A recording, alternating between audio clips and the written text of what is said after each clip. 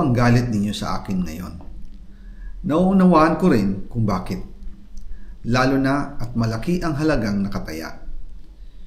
Pero bago kayo humusga, hayaan ninyong ipaliwanag ko ang buong katotohanan. Matagal akong hindi nagsalita dahil may direktang utos sa akin. Huwag nang bumalik ng Pilipinas at manahimik na lamang. Umalis ako noong July 19, 2025 para sa aking medical check-up. Nakaplanong bumalik pagkatapos ng SONA ni Pangulo. Pero habang papauwi na ako, tinawagan ako ni dating Speaker Martin Romualdez at sinabihan, "Stay out of the country. Ito po yung part 8. Pakinggan natin. You will be well taken care of as instructed by the President." Noon naniniwala pa ako sa kanila, kaya't hindi ako bumalik. Tumikom ang aking bibig, sumunod ako, pero ang hindi ko alam, ang ibig pala nilang sabihin sa aalagaan ka namin ay gagamitin ako bilang panakipbutas sa kanilang kampanya laban sa korupsyon. Ginawa nila akong poster boy ng kanilang sariling kasinungalingan. Ngayon, hindi na ako mananahimik, ilalabas ko ang lahat ng katotohanan. May resibo, may ebidensya, at may pangalan. Nagsimula ito nung tumawag si Sekmina Pangandaman sa akin nung nag-umpisa ang BICAM process last year, 2024. Ang sabi niya, katatapos lang ng meeting nila ni Pangulo at may instructions na mag-insert or magpasok ng 100 billion worth of projects sa BICAM. At sinabi pa ni Sekmina, you can confirm with Yusek Adrian Bersamin dahil magkasama sila sa meeting ni Pangulong BBM noong araw na yon. Tinawagan ko po agad si Yusek Adrian Bersamin at tinanong ko kung may instruction nga ba ang Pangulo na magpasok ng 100 billion during their meeting. Ang sabi niya ay totoo nga po. Right after our conversation, tinawagan ko po si dating Speaker Martin Romualdez at nireport ko ang instructions ng Presidente to insert the 100 billion projects. At sinabi niya sa akin, what the President wants, he gets. After ng ilang araw, nag-set po ng meeting si Sekmina Pangandaman at Yusek Adrian Bersamin sa amin ni dating Speaker Martin Romualdez sa Aguado Building in front of Gate 4 ng Malacanang at nandun din po si Yusek Jojo Cadiz. During the meeting, binigay po ni Yusek Adrian Bersamin ang listahan na worth 100 billion. Tinanong ko po si Yusek Adrian kung saan galing ang listahan. Ang sagot niya, galing kay PBBM mismo at binigay niya ito mula sa brown leather bag. Nung sinabi po ni Yusek Adrian Bersamin yung brown leather bag, naalala ko noong nasa Singapore kami right after the elections of May 2022 sa Hilton Hotel, kami ni dating Speaker Martin and PBBM habang pauwi at pabalik ng Pilipinas, hinabol ng PSG ang brown leather bag at ang sabi ni PBBM, maiwan na lahat, wag lang ang brown leather bag.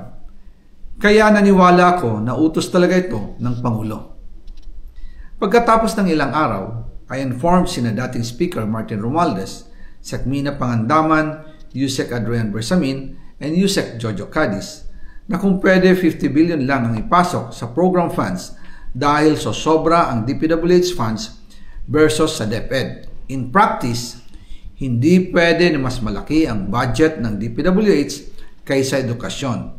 And yung balance na 50 billion, ilagay na lang sa unprogrammed funds for the 2025 budget.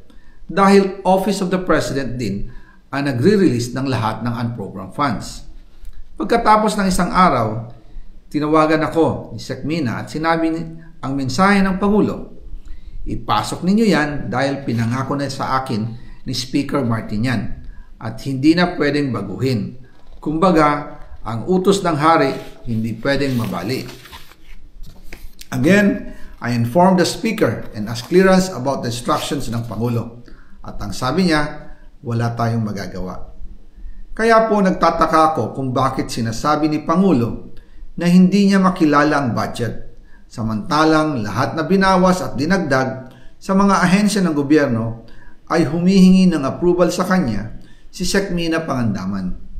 bago namin ginawa o tinapos ni Senator Chis Escudero during the BICAM.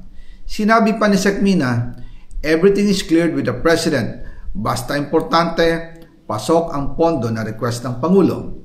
The following day, sinabi ni Sekmina, approve na si Presidente BBM sa lahat na binawasan na ahensya.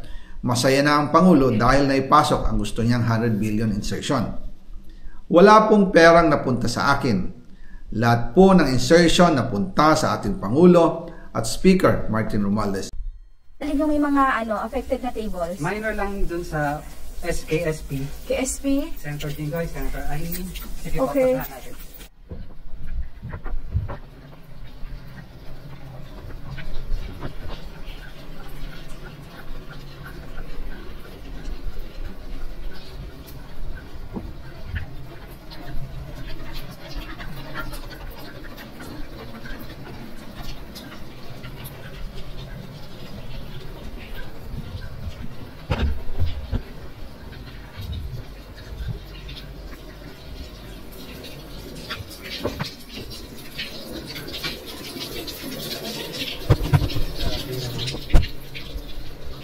Nasunog kaya ito or sinunog?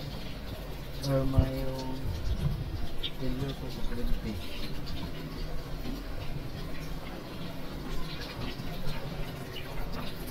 Sinunog pa naman. Tapos bukas magsisyon sila. Magsisyon bukas. Nasunog yung yung building ng SNF.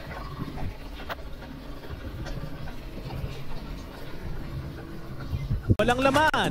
Hirap naman pagsamahin yung dalawa. Tsaka At imposible sa yan. tingin ko, hindi handa ang Pilipinas ng dalawang babae. Okay. Oh. Between Marcoleta and Leni Robredo. Imposible din yan. O parehong babae. Marcoleta. Okay. Hindi pwede na mo, between Marcoleta and President Rodrigo Duterte. Mahirap kasi nasa ibang bansa siya. Kung Oo. makabalik, well, Not game changer applicable. probably. Not applicable. Pinag-usapan nila kung sino po ang pwede manalo sa 2028. Mas maganda daw babae at isang lalaki. Di ba, Prof? Hindi, game changer yun. Pero, Pag nakabalik. pero ito nga unfortunate for the DDS. Parang sa VP Sara at saka Marcolita yung gusto ni Prof. Malu. Yun ang latest natin sa ICC. Hindi makakauwi. Na-reject Yun yung nga, diba? ng pre-trial chamber. Oo. Siyempre, nalulungkot Oo. ang komunidad. Oo. Pero that's how things are, and we hope someday, yun ang post ko, the wind will come the wind will come as the sun rises. Okay, we'll throw to Pichi ang Yes. Hindi, gusto ko lang curious lang kung bakit po parang gusto Paborito Si Marcoleta. Hindi kasi kababayan ko din sa Pampanga. Kasi kung gagawin mo north and south, Kasi siya first yung time north, eh, oo. taga Tarlac. Okay. Pangalawa, meron siyang ganun. built-in religious block, which is the Iglesia ni Cristo. So, critical yon. He's a lawyer, and Marcoleta gives stability to the ticket. You can assign him. Sige. Okay. Pichi, Pwede siya kung Pichi, saan-saan. Pwede ikaw siya kahit magbigay sa saan. atin ng highlights of the week. Alright. Yes. So, ang highlight po natin, yes, Mami Chu, hindi lang po highlights. Hindi sa makeup, ha? Plus, hindi, Kayo po, mga Voltibisyo, anong gusto niyo maging presidente sa 2028? Babae ba or lalaki? pati headlights and Okay. headlines. Headlines na to. Yes. Diba? Sige, mag-news anchor ka. Try mo na yung pagka-news Okay, anchor. Basa. Comelec versus Maculeta. Show cause order inilabas na. Show. Marcoleta, yes. Okay, Lucky 8.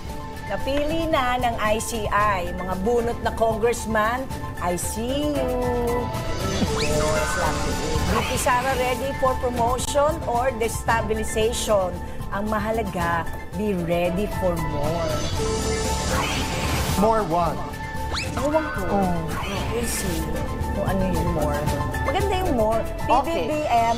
Abangan natin yung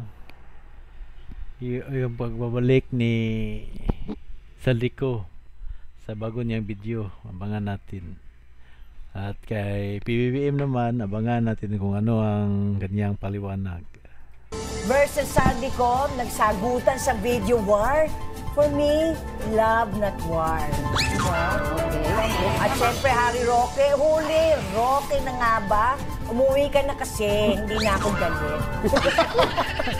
At ex-President Duterte, hindi haharap sa ICC hearing, mga lawyer lang. Ako, I believe, ang hindi humarap, nakatalikod. Diba? So, sana marap na. Unahin na natin kay ICC ruling, pre-trial chamber.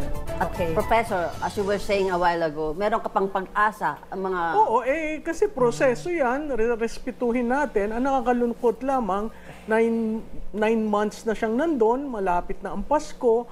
Alam mo naman sa tradisyon ng Pilipino, gusto natin buo ang pamilya. So, nakakalungkot yun kasi maraming umaasa na mapagbigyan man kahit temporary release. Pero ganun nga ang desisyon. So, we just have to accept that and move forward. Attorney Jess Palsis, ang mga kakampings, anong sabi? Hindi lang ng mga kakampings, no? Bago sa mga kakampings, doon tayo sa hindi sa kulay, sa mga human right victims. Okay. Sila, masaya sila sa decision because they know that Duterte does not deserve interim release, that he should be held accountable in the ICC. And pasensyahan na lang sa mga DDS, sa mga umaasa, no? In my humble opinion, I think walang pag-asa na makakauwi siya PRRD kasi hindi lang interim release ang madedenay. Eventually, mako-convict din siya. Pero ang latest is... Kawawa naman si PRD, ginawa niyang lahat para sa taong bayan. may medical examination pa, yung mga test results. Yung hindi nasama sa tatlong grounds. For trial. Oo. Whether he's fit for trial. Yes. Pero kasi even if he's not found to be fit for trial, sabihin ng ICC hindi siya fit, hindi pa din siya mapapalaya eh. Oo, ang not fit for trial will only suspend the trial for 3 to 6 months. Parang war on drugs. Parang traffic niya. 3 to 6 months. So, next 3 to 6 months, i-assess ulit siya. Yeah. Whether or not he's fit for trial. So, pag yung interim release hindi na nag-grant, na-deny, wala nang uuwi. Pichi, paano mo kakalmahin ang mga nag-aalab na damdamin ng mga pro-DDS? At ang tuwan-tuwa naman ng mga, you know what? Siguro, papakalmahin ko sila sa pamamagitan na kailangan maintindihan nila ang nangyayari. Kasi minsan, di ba, pag naintindihan mo, kaya mo pang pakiusapan. So, pagka hindi ako tingin ko, yung talagang nagrarally ng hindi fair, alam mo yun, may hindi sila naiintindihan, kaya naiinis, nagagalit. So, siguro mas kailangan Ang karaniwang tao, hindi nila susubaybayan. I don't care. Ang kailangan ko, may food on the table ako, meron akong bubungan sa aking ulo, di ba? Pero maraming sumunod sa kanya. In the first 5 minutes, he got 5 million viewers. The first video. And So, malaki. 316 of them are congressmen. 24 senators. 24 senators. Okay, we need a break at pagbalik natin. Tsaka hindi, walang nakikinabang sa mga away. Pilot, are you fit to fly? At sabi naman ng ni Attorney Harry Roque, yung surgeon ko, yung aking GP, sabi hindi ako fit to fly. So, sinabi ko hindi ako fit to fly. And very respectful kasi ang Netherlands, tsaka yung mga pilots, the airlines, they don't wanna be held accountable if you experience anything on the flight. So sabi nila, if you're not fit to fly, sige, di, wala, wag muna. Anong sentiments ng mga DDS? Pero alam ko sa mga DDS, nagkakagulo din sila. Oo kasi Sa hati-hati humba. na nga. Yung Dahil humba, sa di ba? humba. Hindi, siguro hati-hati na yun yung nakakalungkot. Pero yung kay Attorney Roque, sinabi na naayusin na yung, may nagsuggest na naayusin na yung asylum niya. Pero gusto niya, nandun pa rin kay Presidente Duterte. Critical yung medical certificate kasi nagpa-opera sa spine eh. Yeah. So, talagang critical yun na Hindi siya fit to hindi fly. siya fit to fly. Sayang, ali dito si Attorney Panelo.